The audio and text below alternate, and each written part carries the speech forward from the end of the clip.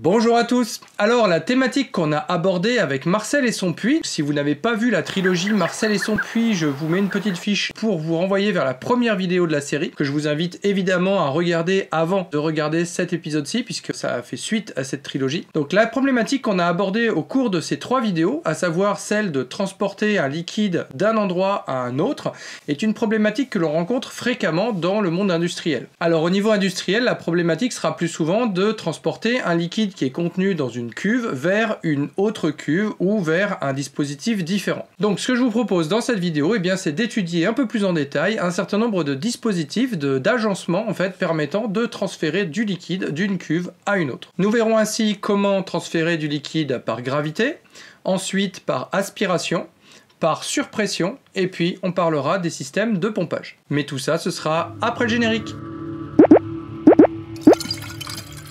Si la vidéo vous plaît, pensez à lâcher un petit pouce vers le haut et à la partager avec vos amis. Et si vous ne voulez manquer aucune vidéo de cette chaîne, vous pouvez également vous abonner et cliquer sur la cloche. Enfin, vous pouvez suivre l'actualité de la chaîne sur le site internet dédié, sur Facebook, sur Twitter, sur LinkedIn, sur Instagram et sur TikTok. Retrouvez tous les liens en description. Bon visionnage! Et je vous propose évidemment de commencer avec l'écoulement par gravité, qui est en fait l'écoulement naturel et donc le plus simple a priori à mettre en œuvre. Donc dans un écoulement par gravité, on va partir d'une cuve qui se trouve en hauteur, donc que je vais représenter ici, qui contient du liquide. Et puis on va souhaiter envoyer ce liquide vers une autre cuve qui se trouve en contrebas, ici. Alors sur cette première cuve, donc on va placer une sortie, ici. Alors généralement on va la placer en dessous directement, ou si jamais il y a un risque de dépôt dans la cuve, on le placera sur le côté.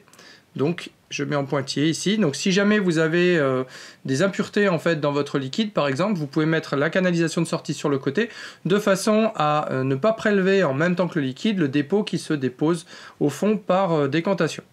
Donc nous on va rester sur un prélèvement par le dessous et donc ensuite va suivre une canalisation qui va nous permettre d'alimenter l'autre cuve. Alors, une première chose importante ici, c'est que la canalisation qu'on va utiliser pour alimenter l'autre cuve, elle doit avoir une légère pente.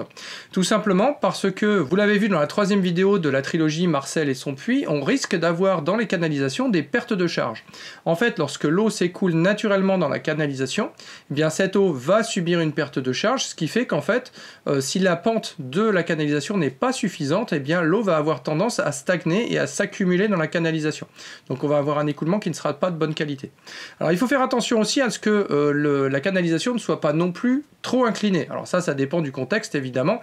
Il y a des cas où une canalisation très inclinée sera tout à fait satisfaisante, mais si on souhaite avoir un écoulement relativement doux, on gardera une canalisation donc légèrement inclinée. En général, on aura quelque chose qui sera entre 1% et 4% d'inclinaison. Ça va dépendre un petit peu du diamètre du tube, de la nature du liquide qui circule et puis de la nature de la canalisation elle-même. Donc il y a des formules pour calculer ce genre de choses, là je ne vais pas rentrer dans le détail ici, mais retenez peut-être que pour avoir un écoulement on va dire satisfaisant mais pas trop rapide, on va se trouver à peu près dans cette fourchette. Bien, alors quand on a une sortie de ce type, on va avoir ensuite différents éléments qu'on va rajouter sur la canalisation et autour des cuves de façon à pouvoir avoir un visuel sur ce qui va se passer. Donc la première chose que l'on peut faire évidemment, c'est de placer une vanne sur la canalisation elle-même. Alors par exemple ici en sortie de la cuve de stockage qui se trouve en haut, de façon à pouvoir contrôler le fait qu'on ait ou pas un écoulement de liquide dans la canalisation. Ça c'est une première chose. Alors, imaginez maintenant que vous ayez stocké un liquide dans la réserve qui se trouve en haut et que vous aperceviez que ce liquide n'est pas adéquat. Autrement dit, vous faites par exemple une analyse a posteriori et vous apercevez que le liquide n'est pas celui que vous pensiez ou que sa concentration n'est pas satisfaisante. Et donc, vous ne souhaitez pas transférer ce liquide au final dans la deuxième cuve et vous allez devoir le sortir. Alors, vous voyez, quand on a une circulation comme celle-ci, la problématique qui apparaît, c'est que si vous faites couler le liquide par la vanne qui se trouve juste en dessous, vous allez forcément envoyer le liquide dans la cuve qui est à côté. Donc il n'y a pas une seule solution pour cette problématique, mais une possibilité c'est d'avoir une seconde sortie pour la même cuve ici, avec également une vanne qui permettra de sortir le liquide en cas de problème ou tout simplement pour vider le surplus de liquide qu'on aurait stocké dans la cuve initiale. Donc sur cette cuve évidemment on va vouloir suivre également le niveau de liquide, donc on va placer une sonde de niveau, donc je vous rappelle que l'indicateur de niveau se note LI, hein, pour l'anglais Level Indicator, et puis on va également représenter ici le fait que cette cuve peut être alimentée, donc on va mettre une entrée de liquide. Je note juste LIQ pour l'entrée de liquide, ici, pour alimenter la réserve qui se trouve en hauteur. Alors généralement ici, on va également avoir une vanne qui va permettre de contrôler l'arrivée de liquide dans la réserve, et puis on mettra un débitmètre de façon à pouvoir mesurer le débit entrant. Alors si j'utilise le montage tel qu'il est là, eh bien ça ne fonctionnera pas. Alors est-ce que vous devinez pourquoi ce montage ne peut pas fonctionner ? Lorsque vous allez ici ouvrir la vanne qui permet l'écoulement du liquide vers la cuve qui se trouve en contrebas, eh bien en fait le liquide va commencer à descendre et la conséquence de ça c'est que la pression du gaz qui se trouve ici au-dessus du liquide dans la cuve eh bien va diminuer. Or le fait que le liquide puisse couler provient du fait que vous avez effectivement une attirance du liquide vers le bas du fait de la gravité, mais si vous avez dans l'autre sens une pression à la sortie du tuyau ici qui est plus élevée que la pression dans la cuve ici, eh bien vous pouvez vous retrouver avec une situation dans laquelle la force exercée par la pression du gaz à la sortie ici devient suffisamment forte pour empêcher en fait le liquide de descendre. Donc pour éviter que ce type de situation puisse apparaître, il suffit de créer un appel d'air ici dans la cuve du haut, donc avec par exemple une mise au toit, de façon à égaliser les pressions dans les deux cuves et ainsi éviter qu'on ait ce type de situation qui apparaisse. Et là vous me dites tout de suite, ah, mais pour que ça marche, il faut également que la pression en bas, dans la cuve d'arrivée, puisse aussi s'équilibrer, pour les mêmes raisons.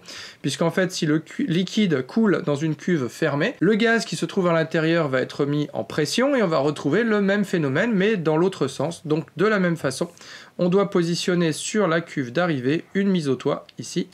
Et en faisant ça, on va bien avoir égalité des pressions et on n'aura plus de problème de surpression ou de dépression dans les cuves qui empêcheront l'écoulement du liquide. Alors comme d'habitude, hein, là j'ai choisi évidemment un cas simple, c'est-à-dire un liquide qui est non toxique, non inflammable, non volatile, de l'eau quoi. Et si vous avez un liquide qui est tout ça, c'est-à-dire qui est un liquide inflammable ou un liquide volatile et ou un liquide toxique, il faudra évidemment mettre des dispositifs entre la cuve et la sortie à l'atmosphère pour que ces propriétés particulières du liquide soient prises en compte et qu'on ne soit pas dans une situation qui mette en danger les opérateurs et les installations. Alors une fois qu'on a fait tout ça, dans la cuve d'arrivée, on aura également une mesure de niveau, donc LI, de façon à pouvoir sonder ce qui a été placé dans la cuve. Alors comme précédemment, on va ici mettre une sortie de liquide qui va aller vers le reste de l'installation. Voilà. Cette sortie de liquide, on va faire en sorte de pouvoir la mesurer et la contrôler, donc avec un débitmètre et une vanne. Et puis comme tout à l'heure, mais pour pouvoir prévoir en fait une éventuelle vidange de la cuve sans passer par la suite du circuit dans les installations, eh bien on va prévoir une vanne ici en sortie de la cuve. Donc voilà pour un exemple de montage qui permet de faire un transfert par gravité entre deux cuves. Donc évidemment, comme je l'ai dit tout à l'heure, il y a énormément de situations particulières qui peuvent apparaître et ce type de système, donc un petit peu simple, il faudra évidemment l'adapter à chacune des situations particulières auxquelles vous serez évidemment confronté. Après cet exemple de transfert par gravité qui s'applique évidemment uniquement au cas où vous avez une cuve remplie qui se trouve en hauteur et une cuve vide à remplir qui se trouve en position basse, nous allons nous intéresser aux autres cas qui correspondent à des situations dans lesquelles on souhaite faire remonter un liquide d'une position basse vers une position haute. Donc pour ça, il y a essentiellement deux possibilités de montage en dehors de l'utilisation des pompes que nous verrons par la suite. Il y a un montage donc en aspiration et un montage en surpression. Donc le montage en aspiration, on va retrouver des choses qu'on a déjà vues sur le montage qu'on vient de voir. Donc on va avoir une cuve remplie donc de liquide qui se trouve cette fois-ci en position basse avec une possibilité donc de remplissage de la cuve à partir du reste de l'installation. On va mettre comme tout à l'heure une vanne et un débitmètre en amont de façon à pouvoir suivre l'alimentation. On aura également donc une mesure de niveau, voilà. Une vanne de purge. Alors on va comme tout à l'heure prélever le liquide en bas du système. Ici je vais ajouter une vanne de façon à contrôler le fait qu'on laisse le liquide s'écouler dans la canalisation ou pas au niveau directement de la zone de stockage. Et puis on va souhaiter envoyer donc ce liquide vers une cuve qui se trouve en hauteur. Donc on va faire monter le liquide par une canalisation et on va le faire arriver par le dessus de la cuve, hein, puisque c'est un liquide, on le fait arriver par le dessus de la cuve de façon à ce que le liquide tombe dans la cuve. Donc une fois qu'on a stocké le liquide dans la cuve, on doit de nouveau pouvoir l'évacuer vers le reste des installations avec, donc je remets comme tout à l'heure, une vanne, un débitmètre. On va avoir également donc une vanne de purge présente sur la cuve située en hauteur de façon à pouvoir la vider si nécessaire. On aura également donc la mesure de niveau ici. Voilà, jusque là tout va bien. Maintenant, la question est, ok, on va le faire par aspiration, comment on procède ? Eh bien, ce que l'on va faire, en fait, c'est qu'on va diminuer la pression du gaz qui se trouve dans la cuve du haut, ici. On va en fait ici utiliser de manière active le phénomène dont on a parlé dans l'écoulement par gravité et qui, dans ce cas-là, empêchait en fait l'écoulement par gravité. Là, on va provoquer en fait la différence de pression entre les deux cuves de façon à forcer en fait le passage du liquide d'une cuve vers l'autre en s'appuyant cette fois sur le fait que la pression atmosphérique, la pression qui règne dans la cuve du bas, va appuyer sur la surface du liquide et du coup va avoir tendance à le pousser dans la canalisation qui va être ouverte et va l'envoyer dans la cuve, donc par la canalisation qui est là, on va l'envoyer dans la cuve qui se trouve en haut, cuve dans laquelle a priori la pression de gaz sera moindre et donc la force exercée par le gaz sur le liquide sera également moindre et donc ça permettra effectivement au liquide de pouvoir réaliser ce trajet.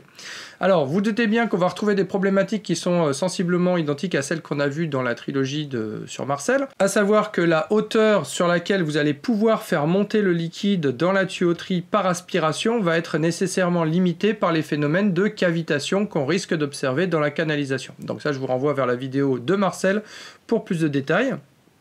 Donc là, on va supposer qu'on a quand même réglé le système de façon à ce qu'on n'ait pas ces problèmes de cavitation.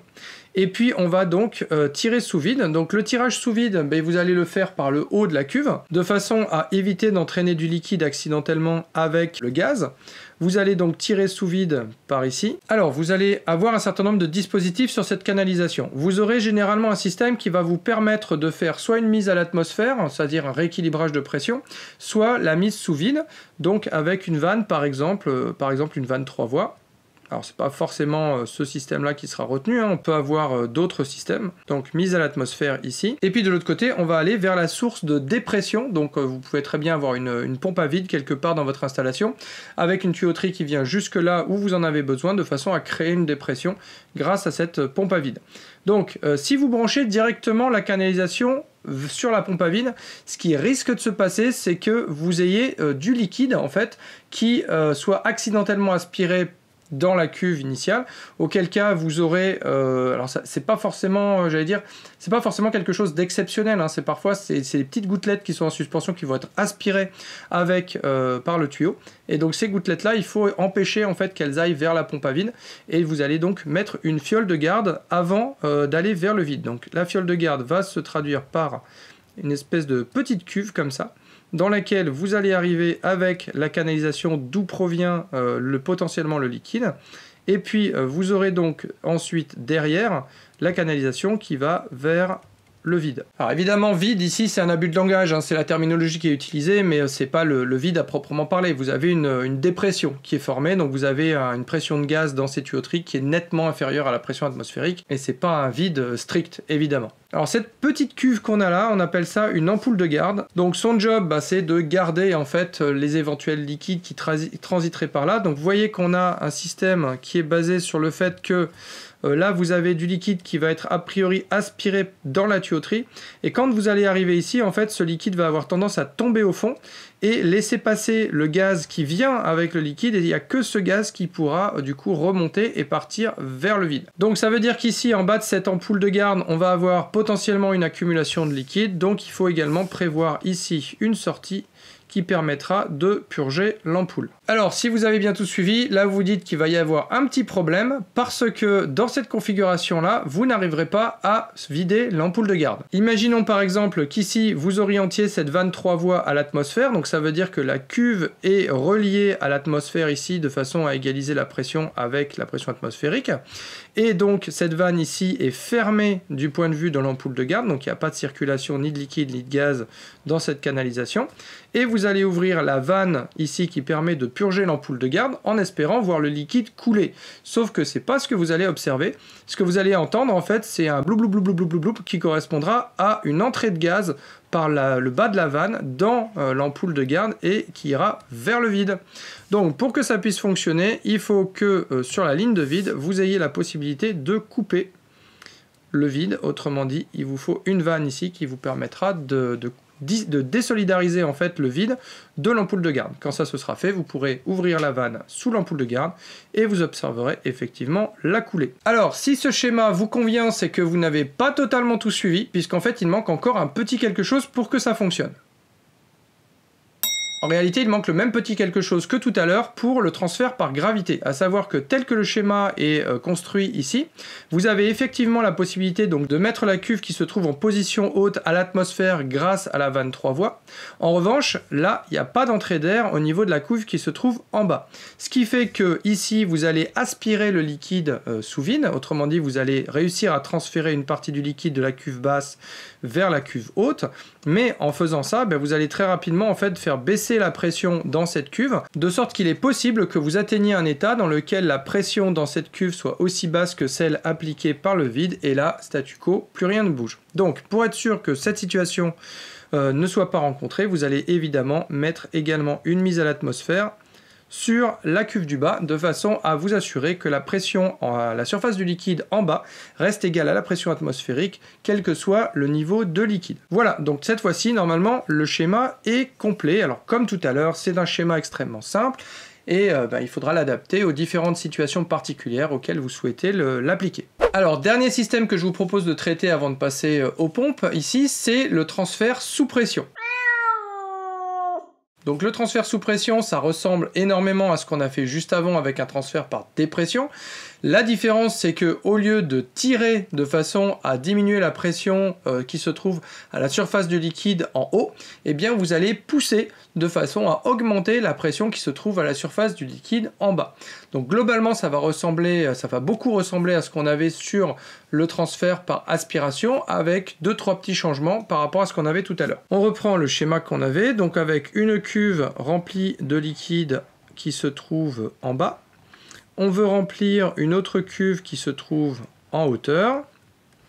On va avoir une arrivée donc de liquide sur la cuve qui se trouve en bas, avec un système de vannes pour contrôler l'arrivée de liquide et un débitmètre. Et en haut, on va avoir une sortie de liquide avec de la même façon une vanne pour contrôler la sortie de liquide et un débitmètre. On va ajouter tout de suite donc une vanne de purge sur chacune des cuves pour pouvoir les vidanger si besoin. Voilà. Et puis donc la canalisation qui permet de transférer le liquide du bas vers le haut, avec une vanne ici en sortie de cuve pour permettre au liquide d'être présent ou non dans la canalisation de sortie. Et voilà. Donc ce qu'on peut faire tout de suite, puisqu'on se doute bien qu'on va avoir une problématique similaire, c'est qu'ici on va mettre ici la cuve du bas sous pression et le liquide va monter dans la cuve du haut. Donc lorsque l'on va avoir le liquide qui va arriver dans la cuve du haut, et bien si la cuve se remplit, on va devoir évacuer du gaz. Si la cuve se vide via le système de vidange qu'on a en dessous, la cuve va devoir laisser rentrer du gaz, et ceci de manière passive. Donc on va avoir ici au-dessus de cette cuve une mise à l'atmosphère. Alors de l'autre côté, on va avoir cette fois-ci une arrivée de gaz. Donc je note GN, je vous dirai juste après ce que cela signifie. Donc comme tout à l'heure, on va utiliser une vanne 3 voies de façon à permettre en fait la mise à l'atmosphère de la cuve du bas. Et on va placer, alors cette fois-ci, comme tout à l'heure, une ampoule de garde, mais on va empêcher en fait le liquide de revenir depuis la cuve qui est mise sous pression. Alors, comme c'est une ampoule de garde, il nous faut une sortie, voilà, c'est pareil. L'idée, si vous voulez, c'est la même que tout à l'heure, c'est qu'on va avoir ici une zone qui va être sous pression, donc dont du liquide pourra éventuellement s'échapper, et il faut éviter qu'il aille vers la source de gaz neutre si jamais cette source venait à ne plus être sous pression, donc par retour de pression. Et on va placer l'ampoule de garde avant la mise à l'atmosphère pour la même raison, à savoir que ça va éviter que du liquide sorte accidentellement par la mise à l'atmosphère, ici.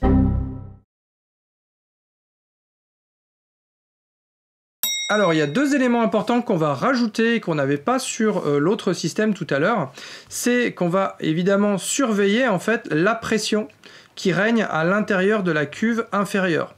Imaginez par exemple qu'on ait oublié d'ouvrir la vanne qui permette au liquide de monter dans la seconde cuve et qu'on mette le système sous pression. Suivant la façon dont le système est mis sous pression, vous pouvez très bien dépasser les caractéristiques de la cuve. Donc il faut surveiller la pression dans la cuve dans laquelle cette surpression est appliquée, de façon à vérifier que tout se passe bien. Et de façon à éviter que cette cuve soit endommagée par une éventuelle surpression, eh bien on va positionner sur donc cette cuve une soupape de sécurité avec mise à l'atmosphère. De cette façon, on s'assurera qu'on ne peut pas dépasser les caractéristiques limites de la cuve. Si jamais on a une surpression, le gaz sortira par cette soupape de sécurité. Alors tout à l'heure, je vous ai dit qu'on allait noter GN le gaz. Alors GN ici, c'est pour gaz neutre. Donc ce qu'on appelle gaz neutre peut varier suivant le type d'utilisation qu'on fait. En fait, l'idée c'est d'avoir un gaz qui ne réagira pas chimiquement ou qui ne modifiera pas les propriétés physico-chimiques du liquide qu'on est en train de manipuler. Il y a des liquides par exemple qui seront influencés par certains gaz qui peuvent être neutres pour d'autres liquides. Je pense par exemple au CO2. Donc le CO2 c'est un gaz qui va se dissoudre spontanément en partie dans l'eau. Et si votre liquide est un composé organique qui contient par exemple des amines, vous avez un risque que ce CO2 réagisse avec le composé organique en question. Donc le CO2 va pouvoir être par exemple un gaz neutre si on l'utilise avec des alcanes. Par contre, ça ne pourra pas être un gaz neutre si on l'utilise avec des amines. Alors, le gaz neutre par excellence qui est présent en très grande quantité, qui est totalement non toxique et qui est facile à produire, eh bien c'est évidemment le diazote. Donc ça, c'est un gaz qui est neutre dans de très nombreuses circonstances et qu'on peut utiliser de manière intensive et qui, comme je l'ai dit tout à l'heure, n'est pas toxique en lui-même. Alors ça peut provoquer des asphyxies, ça c'est vrai. Donc faites attention si vous manipulez de l'azote, notamment de l'azote liquide, vous pouvez vous retrouver asphyxié non pas par le gaz lui-même, mais par le fait que si ce gaz commence à occuper tout l'espace de la pièce, il va chasser en fait l'oxygène présent dans la pièce et du coup vous n'en aurez plus pour respirer. Donc ici vous pouvez avoir du diazote, donc vous pouvez avoir de l'argon également qui est un gaz neutre pour de très nombreuses réactions, mais qui est sensiblement plus cher. Bien, donc on vient de voir trois façons différentes de transférer des liquides d'une cuve à une autre sans positionner de pompe directement sur le système sur lequel on est en train de travailler. Évidemment, pour avoir une surpression, il va falloir un compresseur et pour avoir une dépression, il va falloir une pompe à vide. Autrement dit, il y aura des pompes, mais des pompes qui seront situées à l'extérieur en fait du système qui nous intéresse. Alors, si vous voulez des exemples concrets du transfert par gravité et du transfert par aspiration, eh bien, je vous invite à aller voir les visites guidées des pilotes 41 et 43 qui ont des dispositifs de ce type, et notamment le pilote 41 qui a un dispositif un petit peu spécial dans lequel on a la possibilité de répartir l'aspiration sur différents systèmes, donc avec tout un jeu de vannes à contrôler. Pour faire cela, je vous mets la petite fiche là en haut à droite. Alors comme je l'ai dit juste avant, la dernière solution qui permet de faire transiter le liquide de la cuve du bas vers la cuve du haut, eh bien c'est celle qui consiste à mettre une pompe sur la canalisation dans laquelle transite le liquide. Donc en gros, il y a deux façons, alors il y a toujours des intermédiaires évidemment, mais il y a en gros deux façons de positionner la pompe. La première, c'est de mettre la pompe en bas. Donc on va se retrouver avec une cuve située en position basse dans laquelle se trouve le liquide. On aura une cuve en position haute dans laquelle on veut faire arriver le liquide, et puis on va positionner la pompe sur le niveau bas. Donc je mets ici le symbole d'une pompe volumétrique, ok. On reviendra là-dessus dans une prochaine vidéo, et puis vous allez envoyer le liquide vers la cuve du haut. L'autre possibilité, c'est l'inverse, c'est-à-dire de mettre la pompe cette fois-ci en hauteur. Donc on a de nouveau la cuve du bas qui est remplie de liquide, la cuve du haut vers laquelle on veut faire transiter le liquide, et on va par exemple positionner la pompe ici, de façon à aspirer le liquide qui se trouve dans la partie basse du système. Donc très naturellement, ce sera un système dans lequel la pompe sera décrite comme étant en charge, et dans l'autre système, la pompe sera dite positionnée en aspiration. Donc on va se retrouver ici avec des problématiques qui seront évidemment les mêmes que celles qu'a rencontrées Marcel lorsqu'il a monté son puits, à savoir que la position de la pompe allait influer sur la façon dont elle allait fonctionner, et donc allait influer sur ses capacités à faire ou non monter le liquide dans la cuve du haut. Voilà pour le principe générique, et je vous propose de ne pas aller plus loin dans cette vidéo sur le fonctionnement de la pompe, puisqu'en fait j'aimerais décrire un petit peu plus en détail cette partie dans une prochaine vidéo. En attendant, j'espère que cette vidéo-ci vous a plu, et puis on se retrouve très bientôt pour la suite. Ciao!